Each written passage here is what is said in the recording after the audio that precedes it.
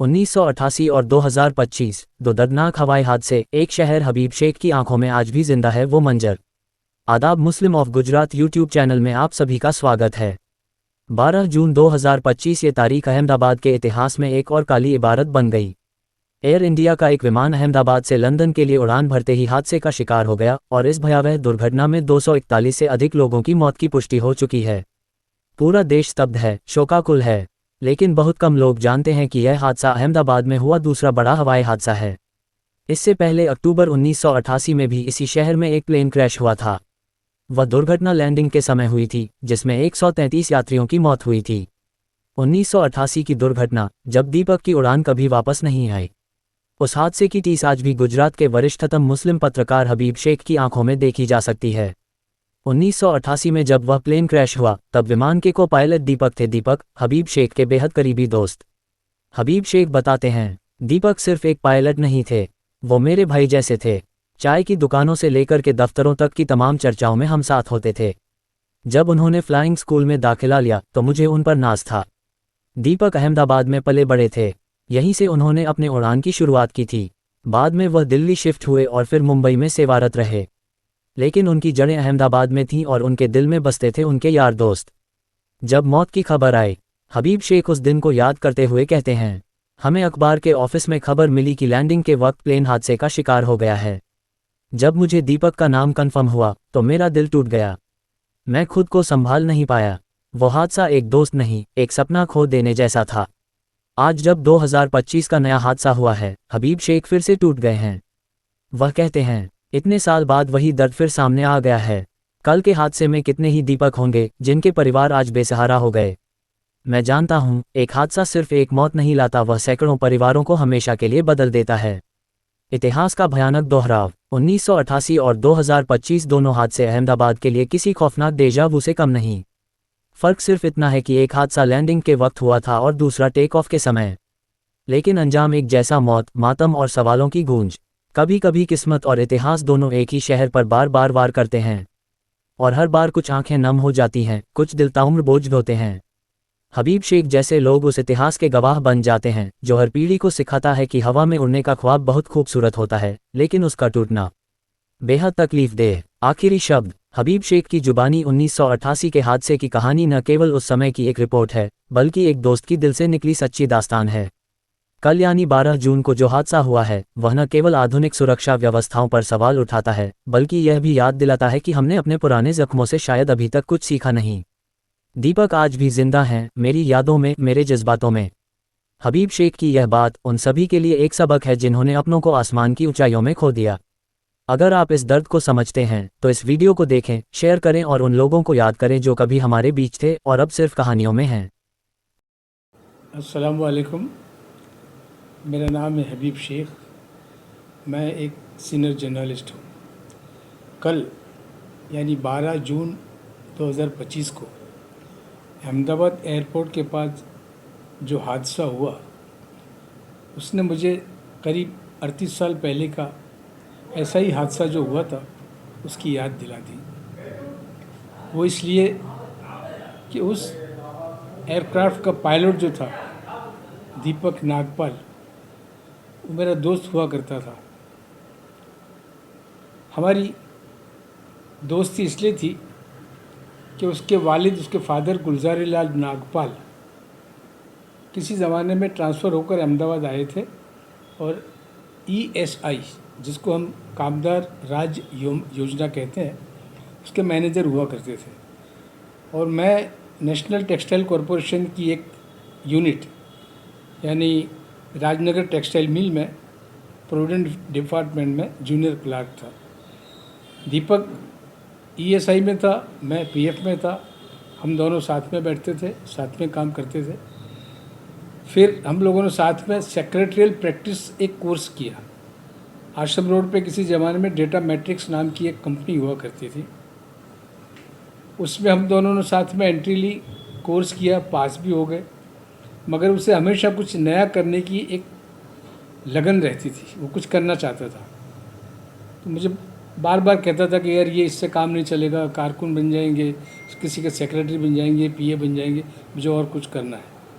ठीक है, मैंने कहा कुछ हो जाए तो मुझे बता देना, मैं भी करूँगा। फिर उसके बाद उसके फादर की यानी गुलजार लाल अंकल की ट्रांसफ़र हो गई, वो लोग दिल्ली चले गए। दिल्ली में तिलक नगर एक कॉन्स्टिट्यूंसी है, इलाका है, वहाँ पे उत्तम नगर में वो रहते थे। गुलजार लाल अंकल थे, दीपक था, उसका एक भाई राकेश, एक आनंद और हम इसकी माँ, ये लोग वहाँ रहते थे।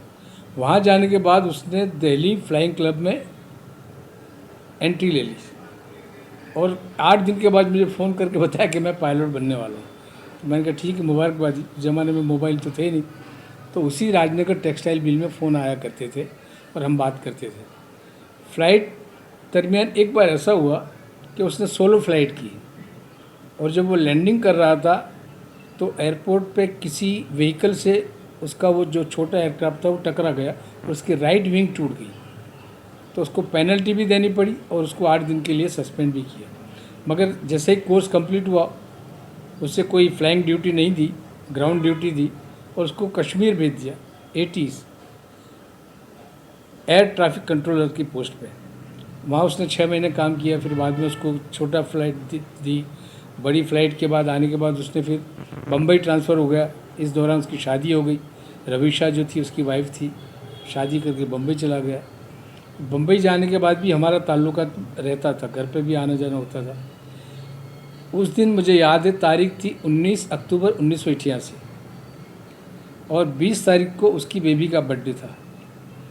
तो 19 तारीख को उसने रवीशा को, उसके भाई को, उसकी बेबी को बॉम्बे से बाय ट्रेन दिल्ली रवाना कर दी और उसको तो जाना था दिल्ली, मगर उसकी ड्यूटी नहीं थी। तो उसका एक दोस्त हुआ करता था मोहनिश चड्ढा, जो को पायलट था। मोहनिश को उसने रिक्वेस्ट की कि यार मुझे 20 को दिल्ली जाना है, तो ऐसा नहीं हो सकता कि मैं कल तेरी ड्यूटी कर लूँ और तू परसों चले जाना। उनका म्यूचुअल अंडरस्टैंडिंग था और उन लोगों ने शिफ्ट चेंज कर ली। अब वही कि 19 तारीख को तो रवीशा, उसका भाई और उसकी बेबी आनंद वगैरह चले गए दिल्ली। 22 की सुबह में इसने फ़्लाइट वहाँ से पकड़ी। ये को पायलट था, कैप्टन कोई और था। अहमदाबाद में आने के बाद उनको ये लगा कि विजिबिलिटी बहुत कम है, बहुत कम दिख रहा था वहाँ पे। अब वो पता ही नहीं को पायलट की यानी दीपक की गलती थी या उसका जो कैप्टन था उसकी गलती थी, मगर उनको कुछ ज़्यादा दिखा नहीं। एयरपोर्ट पे बहुत धुंधला धुंधला लग रहा था और इसी कन्फ्यूज़न में उन्होंने प्लेन बहुत नीचे कर दिया और वो टकरा गया वायर के, इलेक्ट्रिक वायर से टकरा गया, किसी दरख्त से टकरा गया और वहाँ ब्लास्ट हो गया और उसमें 133 लोग गुजर गए थे। 133 लोग गुजर गए थे। और जब मुझे पता चला कि भाई एयरपोर्ट पर यह हादसा हुआ है और उसका पायलट दीपक नागपाल है, तो मैं अपने दोस्त को लेकर फ़ौरन एयरपोर्ट पहुंचा। वो पता चला कि भाई वो को पायलट जो था वो दीपक नागपाल था। तो ये उसकी तस्वीर है।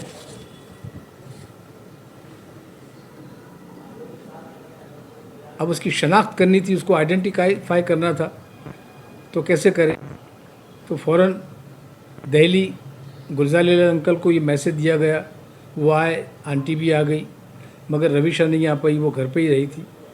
और आने के बाद हम लोग गए आइडेंटिफाई करने के लिए। तो मैं उसको आइडेंटिफाई इसलिए नहीं कर पाया कि पूरी बॉडी जो थी वो जली हुई थी, मगर क्योंकि उसका एक दांत टूटा हुआ था तो आंटी ने उसको पहचान लिया कि दीपक यही है। फिर बाद में उसकी लाश को लेकर दिल्ली गए और सारा उसका अंतिम संस्कार वहीं किया गया था। मगर दीपक अपनी धुन का पक्का था, उसने तय कर लिया था कि मुझे पायलट बनना है तो बनना। तो मैंने उससे पूछा कि भाई पायलट बनने की फ़ी क्या होगी।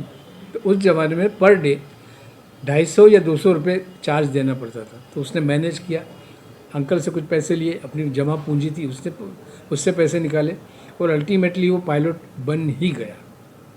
तो ये मुझे फ़ौरन वो फ्लैशबैक याद आ गया कि 38 साल पहले इसी तरह मेरा एक दोस्त इस दुनिया से चल बसा था। बड़ा नौजवान आदमी था और उसे बहुत ख्वाहिशें थी, बहुत तमन्नाएं थी, वो बहुत एम्बिशियस था। और उसने ये भी कहा था कि मैं बेबी की बर्थडे करने के बाद अहमदाबाद आऊँगा, फिर हम लोग चलेंगे, कुछ कपड़े खरीदने थे उसको, उसके लिए और रवीशा के लिए। मगर अफसोस ऐसा कुछ हो नहीं पाया। वो हमारी आखिरी, मेरा ख्याल है 4 या 5 रोज़ पहले उसने मुझे कहा था कि जैसे ही मैं अहमदाबाद एयरपोर्ट पे लैंड करूँगा मैं फ़ोन कर दूँगा तो तू एयरपोर्ट आ जाना, हम लोग कुछ बात कर लेंगे, फिर बाद में मैं यहाँ से दिल्ली चला जाऊँगा। मगर वो मेरी आखिरी बात हुई। उसके बाद कोई मुलाकात भी नहीं हो पाई। जिस दिन वो आने वाला था 20 तारीख को, फ़्लाइट अर्ली मॉर्निंग थी, शायद 5:30 की फ़्लाइट थी, तो मुझे फ़ोन नहीं कर पाया क्योंकि मेरी ड्यूटी रात सुबह 10 बजे शुरू होती थी। तो हम लोगों की वो आखिरी मुलाकात थी जो फ़ोन पे उसने किया हुई थी।